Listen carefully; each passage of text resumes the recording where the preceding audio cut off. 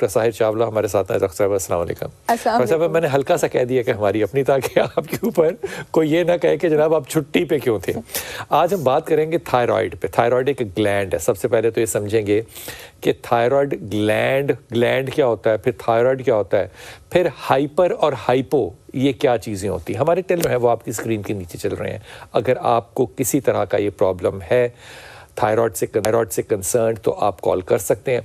मैंने अमूमन तो जो देखा है, डॉक्टर साहब से कंफर्म करेंगे, ख़वातीन में, आदमियों में भी थकावट का रुझान, मैदे का रुझान, मोटापे का रुझान, और फिर ख़ास तौर पे नेक जो है ये थिक हो जाता है और फिर यहाँ पे वो बल पड़ने शुरू हो जाते हैं। मोटापे से भी हो सकते हैं। ये सारे इंडिकेट कर रहे होते हैं। तो आज सबसे पहले तो डॉक्टर साहब को मैंने अपने थायराइड का जो टेस्ट है वो दिखा दिए हैं कि वो अपर रेंज में है, इनको क्या करना है वो बाद में करूँगा। डॉक्टर साहब अस्सलाम वालेकुम। वालेकुम अस्सलाम। डॉक्टर साहब सबसे पहले तो ये बताइए कि ये ग्लैंड क्या चीज़ होती है। जी कुतुब साहब, थैंक यू सो मच। आपकी टीम ने ऑनर किया मेरी सजेशन को और ये टॉपिक जो है इसको ऑन बोर्ड लिया।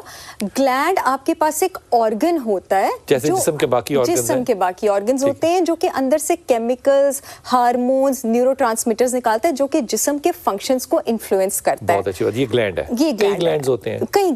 जैसे हमारा यहाँ पे है ग्लैंड, यहाँ पे हमारी विंड पाइप के सामने ऐसे तितली की शेप का ग्लैंड होता है और विंड पाइप खूबसूरत सा होता है और विंड पाइप के सामने होता है। और दूसरी बात ये है कि आपकी बॉडी में जितने डोमिनेटिंग ग्लैंड है, जैसे एड्रीनल ग्लैंड है जो गुर्दों के ऊपर लोकेटेड है, thyroid gland is one of the most dominating glands.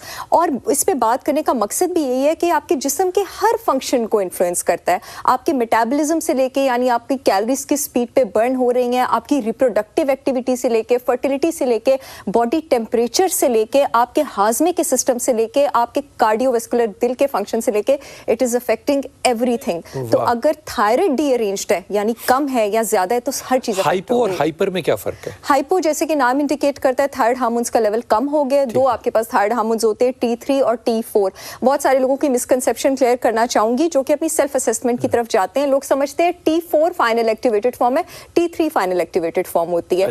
T4 pre activated form होती है। अगर इनके लेवल ज्यादा हो जाएं तो हाइपर होता है। और दोनों के जो साइंस और सिम्टम्स है ना वो भी बड़े कंट्रास्टिंग है। अगर हाइपो हो तो कम होते हैं, अगर हाइपो हो तो ज्यादा हो, ये ज्यादा रिलीज कर रहा हो, थायरॉक्सिन रिलीज करता है डेफिनेटली। तो क्या फर्क क्या पड़ता है इससे? फर्क आपके पास, अगर आप ज्यादा रिलीज करेगा तो मेटाबॉलिज्म ज्यादा तेज होगा, मेटाबॉलिज्म जिस्म की सारी तेज होगा, वेट लॉस होगा। ऐसे पेशेंट में जो डाइजेशन के सिम्टम्स होते हैं, बिकॉज बाल मूवमेंट ज्यादा हो जाएंगी, डायरिया की तरफ टेंडेंसी होती है।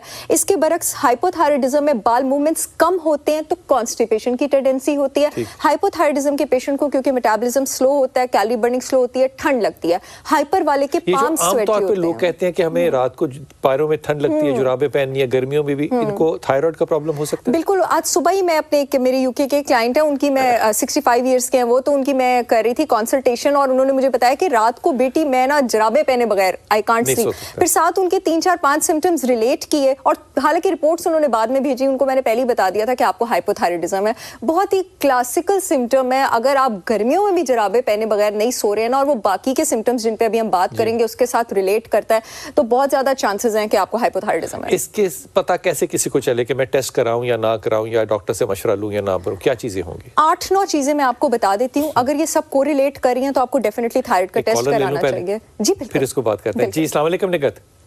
वालेकुम अस्सलाम। सर मैंने ये बात करनी थी कि मुझे हर वक्त थकावट रहती है। अच्छा।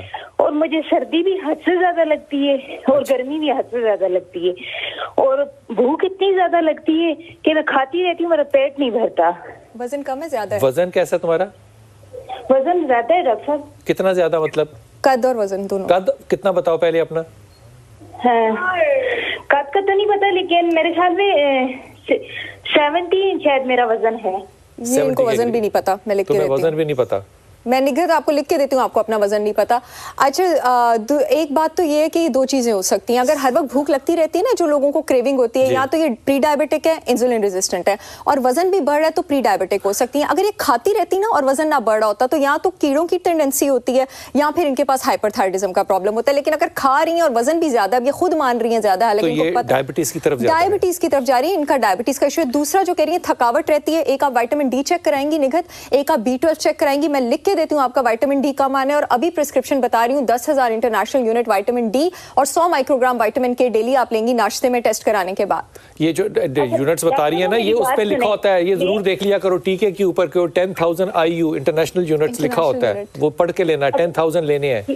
अच्छा डॉक्टर साहब मेरी बात सुने, मैं दवाइयाँ लेती हूँ तो ठीक रहती हूँ, दवाइयाँ जब खत्म होती है फिर वही हालत है। कौन सी दवाइयाँ लेती हो? ये विटामिन डी की जो बता रहे हैं, ये दवाइयाँ मैं लेती रहती हूँ, डॉक्टर के पास जाऊँ तो वो यही दवाइयाँ देते हैं मुझे। तो विटामिन डी का मतलब है कम है ना आपका, मैंने तो आपको पहले ही बता दिया। वीकली लेना पड़ेगा विटामिन डी हर औरत ने, every women after the age of 25 आपने 10,000 इंटरनेशनल यूनिट डेली लेना है। डेली लेना है, मैं रोज लेती हूँ, रोज नाश्ते में लेती हूँ, क्योंकि हमारी सनलाइट को एक्सपोजर नहीं है ना इतना ज्यादा, और डाइट में भी इतना डिस्ट्रीब्यूटेड नहीं है। सारी पाकिस्तानी खवातीन और मर्द हजरात विटामिन डी में डेफिशिएंट हैं, आप प्लीज सब विटामिन डी लिया करें। विटामिन बी कितना लेना है? विटामिन B12 आपने, अगर आपका कम आता है 1000 mcg माइक्रोग्राम कम डोज होती है, वो आपने 2-3 महीने तक लेना है। उसके बाद फिर अपने सीरम B12 लेवल्स चेक कराएं और उसको मॉनिटर कर लें। वैसे अगर मेरे क्लाइंट्स में B12 की बहुत ज्यादा कमी ना हो, मैं उनको B12 देती नहीं हूँ, मैं डाइट के थ्रू ऊपर ले जाती हूँ, रेड मीट वगैरह के थ्रू। तो बेटा ये जो डॉक्टर साहब फरमा रही है, ये आपकी समझ में आनी चाहिए बात कि ये मामला जो है ना, ये थायराइड से ज्यादा ये जो इंडिकेट कर रहा है, ये या प्री डायबिटिक है या डायबिटिक है, क्योंकि खा रही हैं, भूख बकायदा लग रही है आपको, तो आप अपना HbA1c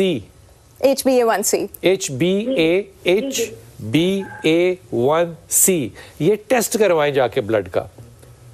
अच्छा डॉक्टर भाई, ये क्या इसकी वजह से गुस्सा भी बहुत ज्यादा आ सकता है? मुझे बेतहाशा गुस्सा। नहीं, गुस्से की वजह तो शादी होता है ना। विटामिन डी की कमी से भी गुस्सा आता है निगर, मैग्नीशियम की कमी से गुस्सा आता है। मैग्नीशियम 500 मिलीग्राम रोज रात को ले, मूड अच्छा होगा, ठीक है। और सुबह उठ के वॉक पे निकला करें, 1 घंटा लोगों से मिलने से पहले अकेले टाइम गुजारेंगे, विल फील बेटर। मैग्नीशियम कौन सा वाला लेना चाहिए? मैग्नीशियम आपको ऑक्साइड लेना चाहिए। मैग्नीशियम ऑक्साइड, ये इतना टेक्निकल मैंने सवाल पूछा। मैग्नीशियम सल्फेट मत लीजिएगा, सल्फेट नहीं लेना वो बाथ्स में होता है। हाँ, ये मैग्नीशियम आपने लेना है। मैग्नीशियम के साथ जिंक अगर आप ले सकें तो जरूर अमेजिंग, बिल्कुल आप मैग्नीशियम के साथ, वो विटामिन बी को डिसॉल्व करने में ब्लड में बड़ा हेल्प करेगा। ये विटामिन की कमी हमारे 99% डॉक्टर जो है ना वो नहीं बताते, लेकिन ये सिम्टम्स डायबिटीज की तरफ जा रहे हैं बेटा, ये टेस्ट कराओ जरूर, और फिर इंशाल्लाह अगले हफ्ते या उससे अगले हफ्ते जब भी चाहो जरूर राब्ता कायम करना।